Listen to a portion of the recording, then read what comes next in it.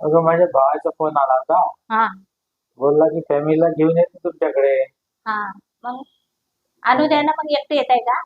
नाही, ते फॅमिलीला घेऊन येतात ना. अच्छा. मग तो आणतो संध्याकाळी काहीतरी नॉनव्हेज. हा घेऊ द्या ना काहीतरी नॉनव्हेज घेऊ द्या. चिकन आणतो मग. नका.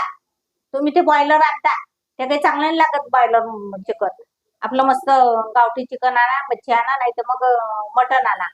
आपलेच आहे ना ते, चांगलं खाऊ घातलं पाहिजे.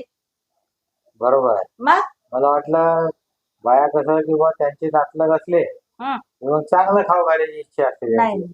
आणि नवऱ्याचे नातलग आले हं. मग काहीतरीच खाऊ घालायचं नाही नाही असे तुम्हाला त्यांचे माहिती विचार नाही. असतात. तुम्हाला माहिती आहे ना माझे विचार कसे हा, आहेत. पण ते तुझे विचार चांगले वाटले मला. मग आणि असे विचार प्रत्येक बाईचे असले पाहिजे हा ज्याच्यामुळे फॅमिली मधला एकोपा टिकून राहतो. टिकून राहतो. हा बरोबर आहे. मग आपले ते आपलेच हो, नक्कीच माहितीये का? नक्कीच. मग घेऊन या.